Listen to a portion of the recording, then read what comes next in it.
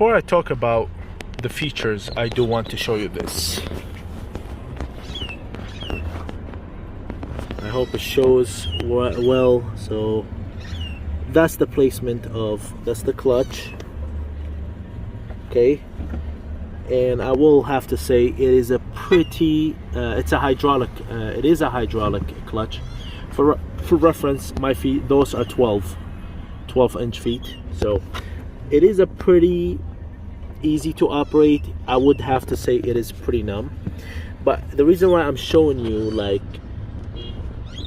I don't know, it's the way it's placed. Maybe there's some of you are better than me, but the heel toe I feel like it's not happening, or it's really difficult, because if it's a sporty, it should have like a much longer, but that's their intention, and I don't think they were planning to make a sport car. So basically, I've been inside in Peru. When I was in Peru, I've been inside a Corolla L. That's how I knew they still making them, and the placement of the three is about the same thing. So they basically no upgrade for them. So here, and if you can see like this, that's the order of them. So no heel toe for you, homie. So maybe it's not, it's a good, it's for the best or whatever. And this is of course the dead pedal. Okay, back here, back to this good stuff. Okay, and if you can see, it's a pretty long shifts.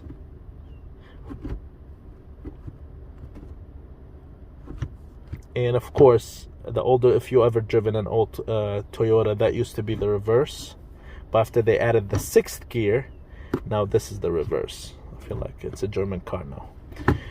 So anyways, it's a pretty precise. So let's see what's the feature that comes with it.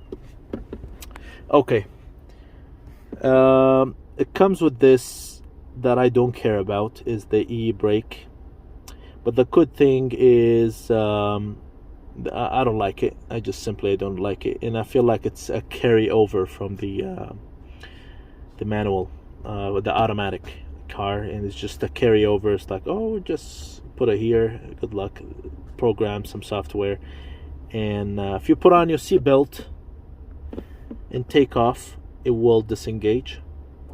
If you are, and you have also this one right here. Yeah, let me put on my seatbelt and show you. So you have this one. When you press it, it's gonna give you this nice thing right there. So what it does, all it does is basically it holds you in place. Let's say you're in a downhill. So you press this one. I have to disengage this. Let me show you. So now I disengage now the car is on hold. What it does, if you leave it like this, or take off my seatbelt, what it did, it just put you back on, operated the e-brake. It's cool, but the thing is, I never use this. That's the problem. I never use it. The reason why, because I take off with the clutch rather than, and this one is connected. Like, I'll give you an example. I'll demonstrate this real quick. Look. Okay, let me turn this off. Apply this one. Now, no, wait. Okay, now let's say it's on hold, right? And I'll tell you why I don't use it. Now let's say we put it on reverse, right? So when I take off, hold up, what the hell? Okay, it's only work in the front. Okay, it only works when you go forward. Let me just demonstrate real quick. I'll show you why I don't use it. Okay, now let's put on the first gear. So when I take off, I usually take off by easing on the clutch. Look what it does. Look, it's not gonna, it does not disengage. It only disengages if you tap the gas, which that's why I don't like it. And I feel like it's just a carryover from the automatic. Put on D. As soon as you leave the brake, go to the gas. But the manual car does not have that. It does have, I use the clutch first, then it's kind of like once I hit the bite point and then I hit the gas, this interferes with that process, so I don't use it. Okay, so some reporters, one of the things, some reporters, they do mistake in this one with the hill assist. This is not the hill assist. This is basically a carryover from the automatic to the manual. I normally don't use it. It's actually, if you're a manual driver, you're gonna hate this one because it's just useless. Basically, it's just a useless thing. But it is a pretty comfortable when you're driving a manual. That is not the hill assist. So the hill assist, what it does is, you like an incline like this. When you put it in gear and you press the brakes, when you put it in gear, what it does is it holds you in place for like 2 seconds before it start rolling back, and it will do it whether with this one or without. And I have to give you a health warning, it doesn't do it 100% of the time. It does it about 95% of the time. So I would get my clutch game and manual game good before I do before I rely on that system. It is a great system, but I would not rely on it 100%. It will suddenly be like, oh, why didn't give me that? Why didn't? But it does come with it, whether you operate this or not. It will come with it. This is actually very annoying. Another thing, a lot of also people who reviewed this car, they got this button wrong. This is the IMT, which is intelligent. Let me see, it comes up right here. Intelligent manual transmission. And they say once you press this, the car will not stall. BS. I'm sorry. It's BS. All this it does is rev match. That's it. I usually have it off all the time. I never use it. That's it. I find it to be a little bit annoying to rev match. But the cool thing, when you start up the car, unlike the Honda, you have to go through a menu to turn that feature off. No, it's always off until you turn it on. That's all it does. It's not prevents your car from or helps you. No, all it does is rev matching. That's it. Okay, and that's about it. And let's see the test drive. Let's go on a test drive and let me explain some other things. But if you have any question about this setup or any concern about that, and I'm gonna make another video. I'm gonna talk about the limitation that comes with this when you use the Toyota Sense 2.0, which this is coming up as well, because it does have this comes with a radar. It has a radar. And it does have adaptive cruise control and forward collision warning. And I'm going to talk about it on a separate video. But for now, let's go for a drive. I'll show you why. Okay. How does it drive? So now I got 25,000 miles on the clock. I put 25,000, so I've been around the block, basically. You can say that. It is a comfortable manual transmission. It is easy to operate. Hard, maybe I stall it once or twice a month. Maybe I just forget that it's in gear and I just whatever. But some of you will probably have an anxiety, like let's say I'm in an intersection, I don't want it to die. Nah, soon you're gonna get the hang of it. It's not that hard. And the clutch, I did complain a little bit about the clutch. The clutch is, how do I say, it's pretty numb. Like, in a lot of cases, I find myself grinding gears because I feel like I'm depressing the clutch all the way, but that little bit at the end like gives you no feedback whatsoever. You have no feedback. You don't know. I'm not saying in a lot of times it's like those half shifts is kind of like, oh, okay. Another thing, those long throws. You know what it feels like? Semi-truck or truck, basically very long throws. This is not a sport transmission. Like, if I would pick one, I'll definitely, most likely, will go with the Honda shifter. The Honda shifter's got much shorter throws. It's more sporty. I think I heard even the Accord before they discontinued the manual.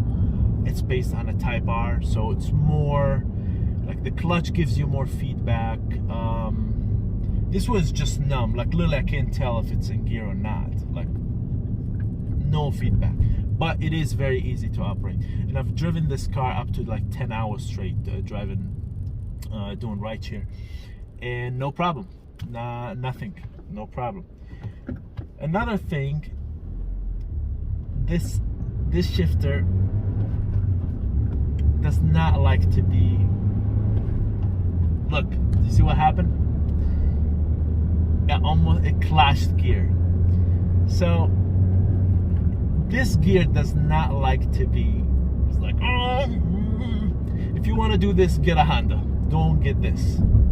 This one, think of it as like, if you ever owned a Toyota before in the past, like from a long time ago, this will feel very familiar.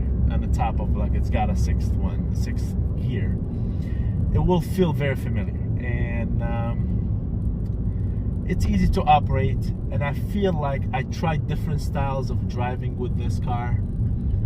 The only one that actually worked, and I'll show you how to drive it, is just to be kind of like coast. It's kind of like easy. You're in a good mood.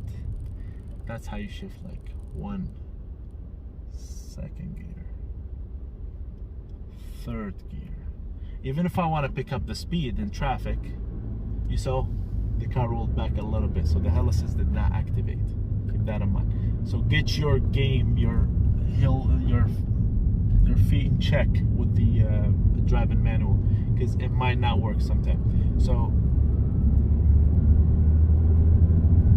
look, yeah, it's just let it fall into gear. It kind of reminds me when I was driving a semi-truck. It does not like to be power shift, and if you try to do power shift, you're gonna have incomplete shifts, and might slam the gears and grind the gears, and I feel like you're gonna destroy your transmission prematurely very easily. So it's kind of like to be driven like this. If you want to pick up in speed, just step on the throttle. That's how you should drive this one. It's not for, because you notice, like when I go from the first second, it feels like the shift is not clean. When I went to the third one, I literally hit the gears. It did not, like, even though I'm depressing the clutch all the way.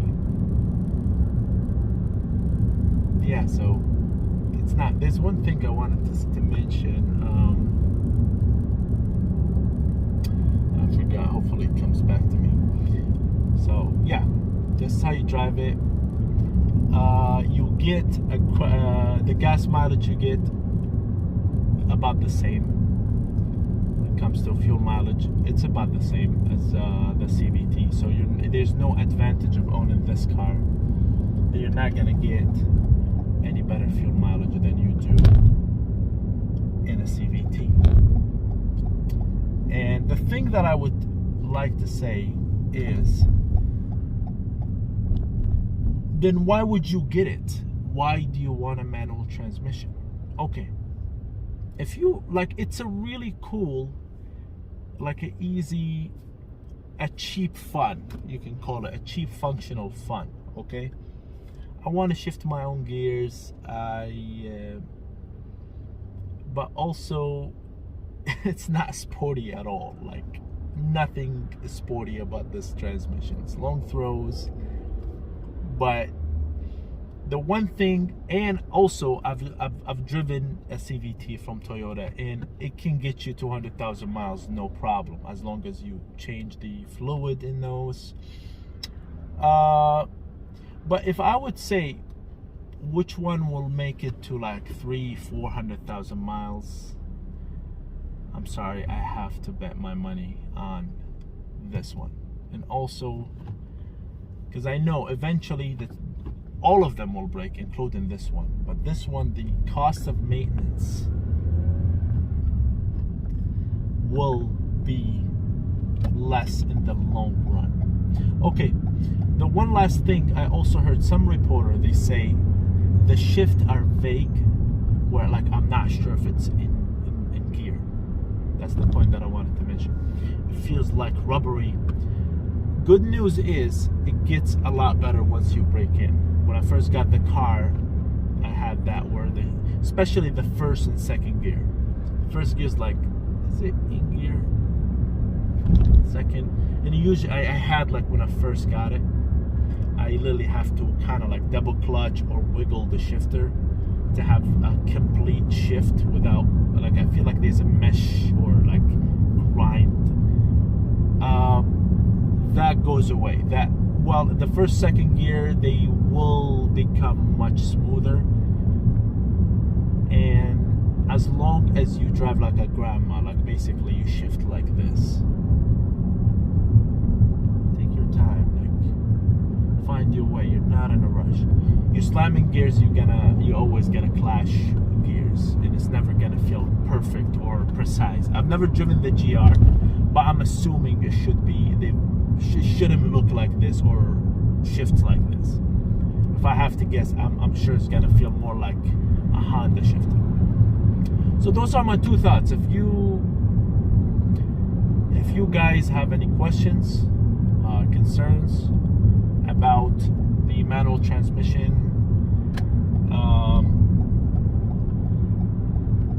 and any thoughts or any, I will respond within 24 to 48 hours to any of your concerns. Respond. And finally, maybe somebody comes and tell me after 25,000 miles, do I regret buying this car with a manual? Absolutely not. Zero regrets. I wish I bought this car before. I was not looking for a sport car. If I wanted a sport car, I would have gotten a Honda. I like this car because it's not sporty. That's exactly what I want. That's exactly what I want. Yeah, those long shifts, it looks sporty. It looks like it can go 100 miles. The steering is numb. The shifter is numb. The clutch is numb. And you have to shift like this. Second gear, I'm fine. As long as you do it like slowly and easy, and you kind of press the clutch a little bit further than you think you should. Shift excellent, man. I can do this with like the pinky. I think it's perfect. Like if I would guess which one will make it to 400,000 or 500,000 miles, no, but I don't have I can't predict the future. But if I have to bet my money, I will bet it on this car and on this transmission, not the CVT. Take for this what you will. Thank you guys for watching, and I'll see you next time.